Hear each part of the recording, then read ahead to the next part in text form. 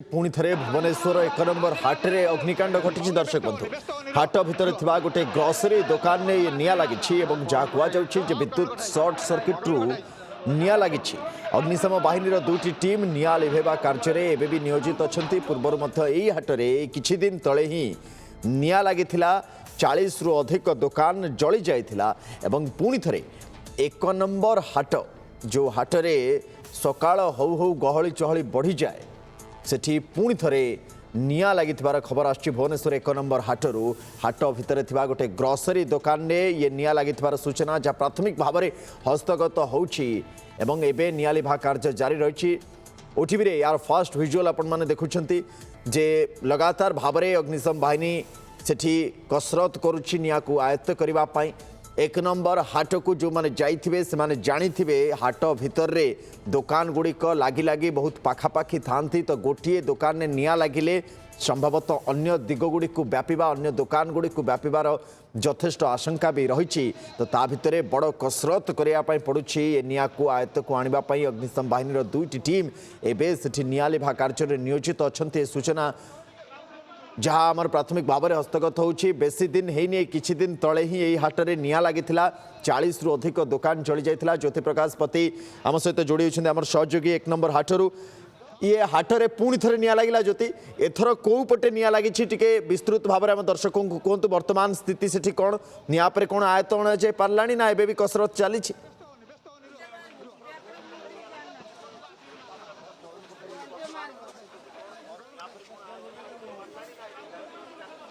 सुनंदन देखो पुणी थे राजधानी जदि कह यूनिट 1 हाटरे पुणी थे निया लगी आप देखुन जोपटे ग्रोसरी दुकान रही से दुईटी दुकान में बर्तमान निया लगी गोटे ग्रोसरी दुकान और अन्यटी हूँ पूजा सामग्री दुकान सका समय जो मैंने आसी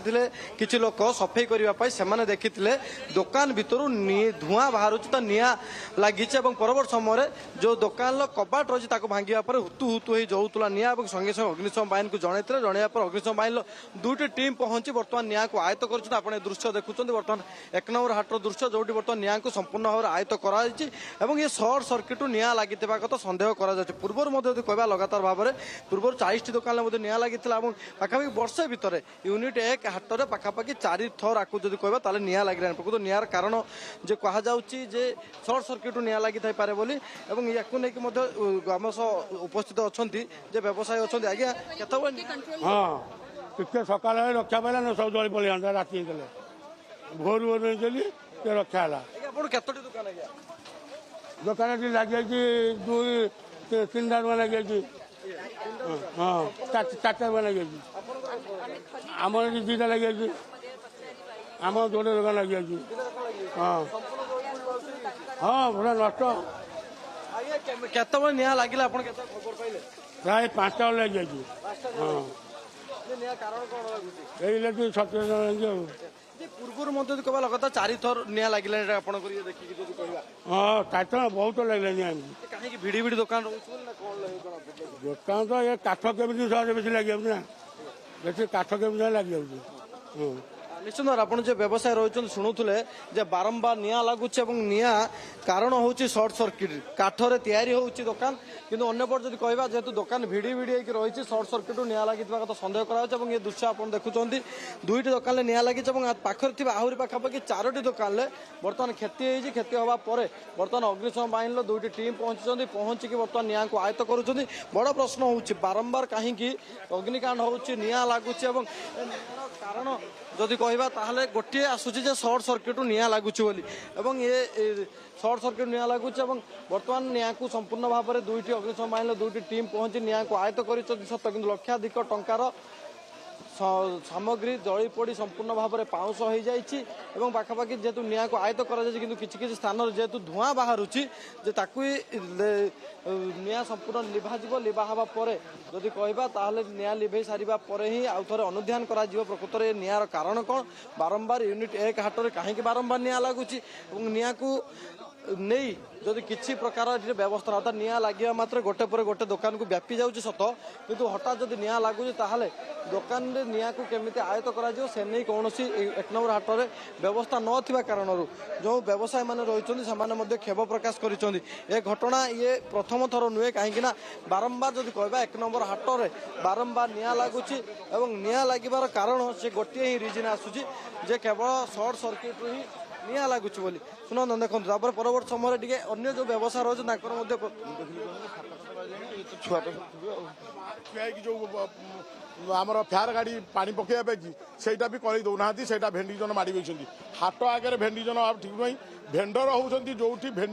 ଭେଣ୍ଡ ନଥିବ ବା ହାଟ ନଥିବ ସେଠି ଭେଣ୍ଡି ଜଣ ହେବା କଥା। 1 ନମ୍ବର ହାଟର ସମୂହ ରାସ୍ତାକୁ ଭେଣ୍ଡି ଜଣ ଦିଆଯାଇଥିବାରୁ ମୁଁ ବହୁତ ଏଥିପାଇଁ ଦୁଃଖିତ। ଏଣୁ ସରକାର ବର୍ଷ ଭିତରେ ପାଖରେ 4 ଥର ନିଆଁ ଲାଗିଲାଣି। 4-5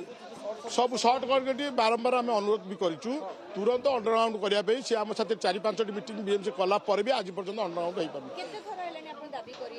ଆମେ ପ୍ରାୟ ମୁଁ 2095 ମସିହାଠୁ ଦାବି କରି ଆସୁଛି ଆଜ୍ଞା। 95 ମସିହାରୁ 2005 ପର୍ଯ୍ୟନ୍ତ ସେକ୍ରେଟାରୀ ଥିଲି, ତାପରେ ମହାସଂଘର 12 ମସିହାରୁ ପ୍ରେସିଡେଣ୍ଟ ଅଛି, ଏବେ ବି ପୁଣି ସଭାପତି ଅଛି ସବୁ ସଂଘର। କିନ୍ତୁ ଆମେ ବାରମ୍ବାର କହିଯାଇଛୁ ଅଣ୍ଡରଗ୍ରାଉଣ୍ଡ କନେକ୍ସନ ଦିଆଯାଉ ବୋଲିକି। ନିଆଁ କେତେବେଳେ ଲାଗିଲା, ଆପଣ ମାନେ କେତେବେଳେ ଆସିକି ଦେଖିଲେ? ଏବେ 6:30 ନିଆଁ ଲାଗେ। ସର୍ଟ ସର୍କିଟ୍ ଦିଟା ମାନେ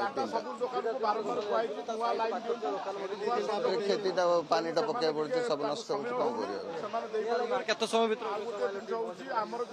ପହଞ୍ଚିଗଲାଣି? 15 ମିନିଟ୍ ଭିତରେ ପହଞ୍ଚିଗଲାଣି, ମ୍ୟାକ୍ସିମମ୍ 10 ମିନିଟ୍ ଭିତରେ ପହଞ୍ଚିଗଲାଣି। ଦୋକାନ ଆଜ୍ଞା ଗୋଟେ ହିସାବ କଲେ ମାନେ 2 ଲକ୍ଷ 3 ଲକ୍ଷ 4 ଲକ୍ଷ ଏମିତି ମାଲ ରହୁଛି ସବୁ ଦୋକାନ। ଆଜ୍ଞା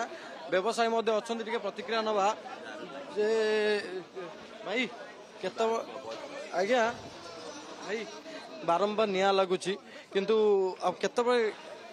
ପ୍ରତିକ୍ରିୟା ବର୍ତ୍ତମାନ ଦେବା ପାଇଁ ଚାହୁଁନାହାନ୍ତି ଯେଉଁ ବ୍ୟବସାୟୀ ରହିଛନ୍ତି ମଧ୍ୟ, କାହିଁକିନା ନିଆଁ ଲାଗିଛି କ୍ଷତି ହେଇଛି। ଟିକେ ଅନ୍ୟ ଯେଉଁ ସହଯୋଗୀ ମାନେ ରହିଛନ୍ତି ତାଙ୍କର ମଧ୍ୟ ଟିକେ ପ୍ରତିକ୍ରିୟା ନେବା। ଆଜ୍ଞା କେତେବେଳେ ଏଇ ବାରମ୍ବାର ୟୁନିଟ୍ 1 ହାଟରେ ନିଆଁ ଲାଗୁଛି, ଇଏ କେତେ ଭଲ ଘଟଣା ଏବଂ କେତେ ଟଙ୍କାର ସମ୍ପତ୍ତି ବର୍ତ୍ତମାନ ନଷ୍ଟ ହେଲା? ସମ୍ପତ୍ତି ତ ଗୋଟିଏ ଦୋକାନ 10-12 ଲକ୍ଷ ଟଙ୍କା ନଷ୍ଟ ହେଇଯାଇଛି।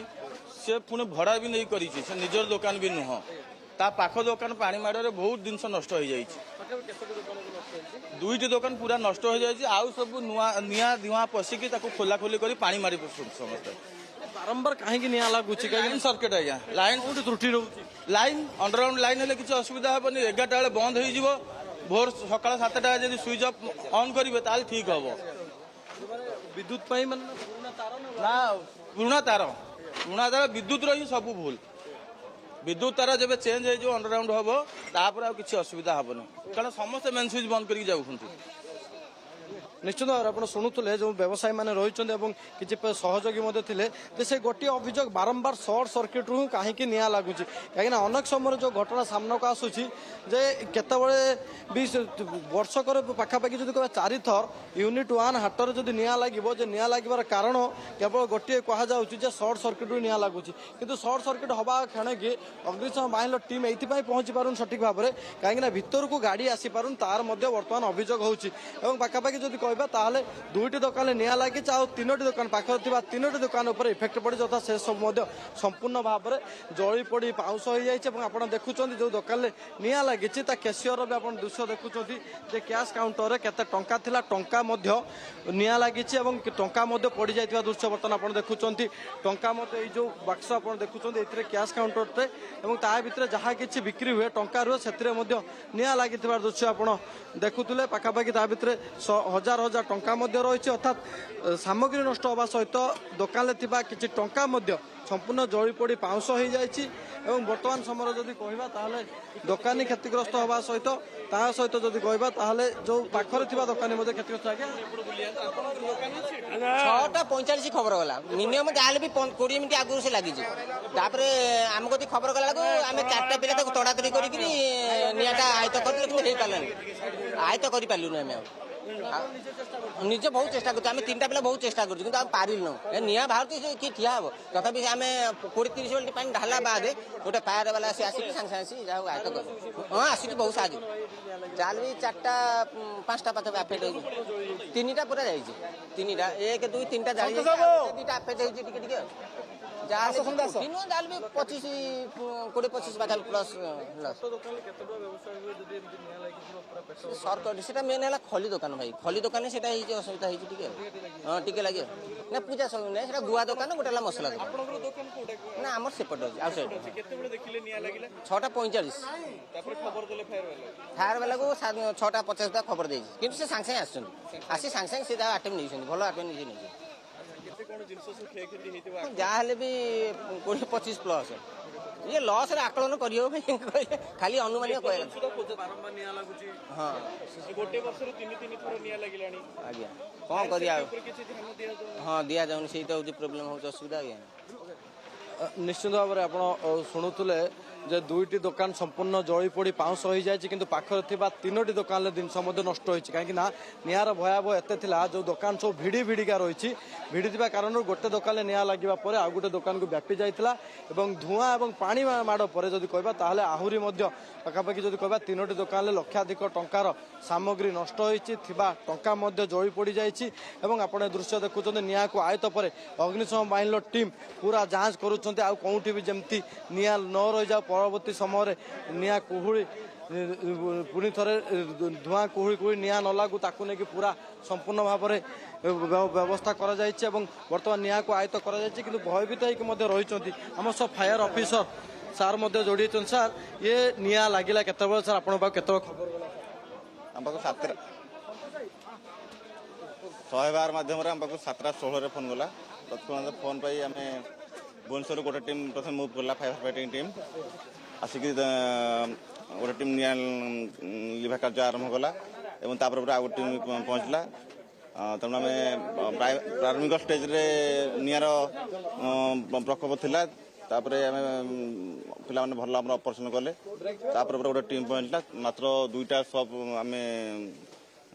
ଫାୟାର ଫାଇଟିଂ ପ୍ରାୟ ତଥା 45 ମିନିଟ୍ ଫାୟାର ଫାଇଟିଂ କରିକି ନିଆଁକୁ କଣ୍ଟ୍ରୋଲ୍ କଲୁ ଯଦି ଠିକ୍ ଟାଇମ୍ରେ ଆମେ ନ ପହଞ୍ଚିଥାନ୍ତୁ ମାନେ ଯଦି ରାତି ବେଳା ଜିନିଷ ହେଇଥାନ୍ତା ତାହେଲେ ନିଆଁର ବହୁତ ସପ୍ ବି ଆଫେକ୍ଟେଡ୍ ହେଇଥାନ୍ତା 2ଟା ଦୋକାନ ଆଫେକ୍ଟେଡ୍ ହେଇଛି ଗୋଟେ ଗ୍ରୋସରୀ ସପ୍ ଆଉ ଗୋଟେ ଖଲି ସପ୍ ପ୍ରାଥମିକ ତଦନ୍ତରୁ କ'ଣ ଜଣାପଡ଼ୁଛି କେମିତି ନିଆଁ ଲାଗିଛି ଏଇଟା ଇଲେକ୍ଟ୍ରିକ୍ ସର୍ଟ ସର୍କିଟ୍ ହୋଇଛି ଫାୟାର ନିଆଁ ଏବେ ସମ୍ପୂର୍ଣ୍ଣ ଆୟତ୍ତରେ ଅଛି ନିଆଁ ଏବେ ସମ୍ପୂର୍ଣ୍ଣ ଆୟତ୍ତରେ ଅଛି କେତେଟା ଟିମ୍ ଲାଗିଥିଲେ ଆମର ଭୁବନେଶ୍ୱରର 2ଟା ଟିମ୍ ଲାଗିଥିଲା